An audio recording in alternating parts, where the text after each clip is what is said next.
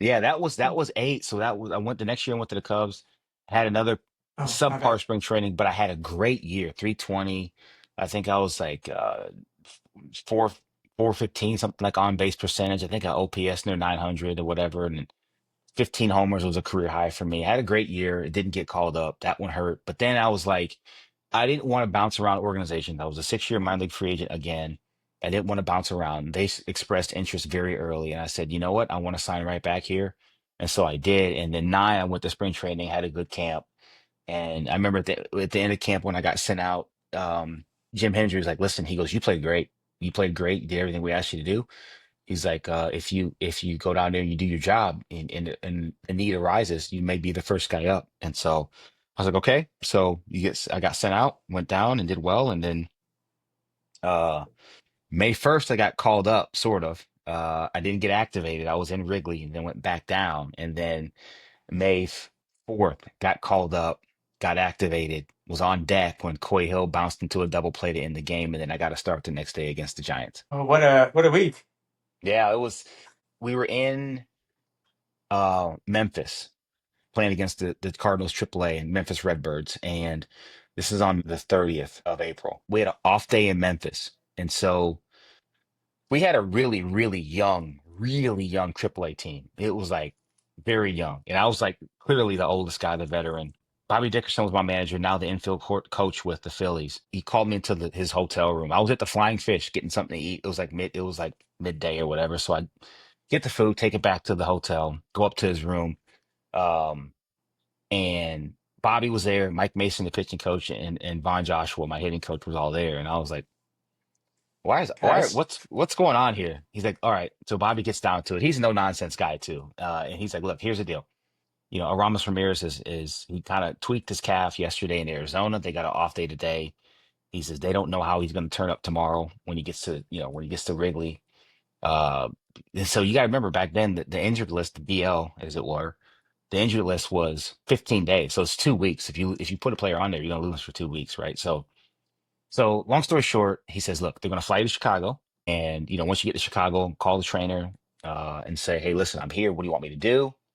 And just, make sure they know you're in town. So I was like, cool. So he's like, listen, you can't go telling your buddies, you can tell your wife, tell your parents so they're not wondering where in the world you are or whatever. So I remember calling my then wife and I said, look, you can't tell anybody I'm going to the big leagues tomorrow, but I may not get activated. And so then there's questions. All right. So to answer all the questions, I call my parents. They're like, well, like I was like, you can't tell anybody. So I fly into Chicago and one of my really good friends, Peter Marte, he was on our team in college. He's working or whatever. So as soon as I hit the ground, right? He starts calling. People start calling, and he calls me. He says, "Hey, buddy, you here?" I'm like I didn't tell anybody, right? So, but the reporters know. They know what's So it's all over the papers. It's in all the papers, whatever. So he goes, "Are you here?" I was like, "Yeah." Like, why do you know? He goes, It's all over the place." I said, "Okay." And then he says something to me that's hilarious. He goes, "Hey, listen, I got to go to my boss's office. I got to quit my job, and then let's go get lunch." So I was like, okay." He goes, "No, it's fine. I got Could something you else fake lined a up." tummy ache maybe and just Right. call I was in for like, the day? I was like, he goes, "No, it's fine. I got something else lined up. Don't worry about it. I just gotta quit my job real quick." So sure enough, he quit his job. We go to lunch, and then I go to Wrigley, and I walk in, and the first person that greets me is Aramis Ramirez. I walk in the clubhouse, and he says, "Hey, man, are you here for me?" I was like, "I don't know. I don't know what's going on. I'm just here." He goes, "Yeah." He goes, "I got no chance." He goes, "This doesn't feel good. I got no chance." I was like, okay." So then the thing was like, what I didn't want to do because I had seen this happen to a teammate of mine. You get the call up, just in case call up or whatever, and you don't get activated, and then you get back down, and then you never get activated. You never go to the big league. So what I just mentally didn't want to take myself to that place. Like I am not going to. This is not going to enter my mind. I'm here. I'm going back. I remember kept telling myself that, right? So sure enough, right, I go up. Lou Pinella's the manager. I knock on the door. Hey, Skip, I'm here. I know the deal. Everything's cool. I get it. If he can go, then he's going to go. If he can't go and you got to put him on, then I'll be here. And whatever you need from me is great. So I do all that. And so it's like we have a night game that day against the Marlins. And so it's like 4:15, stretches at 4:20. I still don't know, should I get dressed and go out to stretch? what should I do? So I don't get dressed and I just hang out. I'm sitting there, everybody's stirring about, and sure enough, about 4:30, Jim Hendry walks in, comes and grabs me, goes into Mark O'Neill, the head trainer's office, and says, "Hey, listen, we're gonna send you back.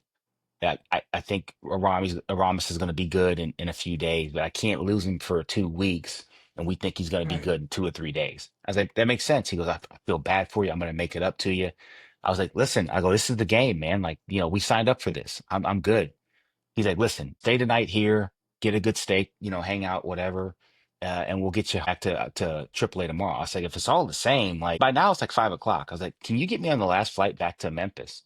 And he's like, "You want to go back tonight?" I go, "Yeah." I said, "If I'm going to be in AAA, I want to play tomorrow." So gets me on the last flight back to Memphis. I end up getting back there about 10:30, 11 o'clock, and I see the boys walking in from the game, and was what it was. And so a few days later, Carlos Zambrano, I think if I'm not mistaken, he had already hit a homer in that game. He was a really good hitting pitcher, right? So Absolutely. he had hit a homer in that game, and then he tried to bunt one time and ran down the line and pulled his hamstring. And so um I end up going up for him. It was supposed to be a short stint. Some other stuff happened. I ended up staying for another 6 weeks. So yeah, it was an interesting week. My first call up in a week in the big leagues.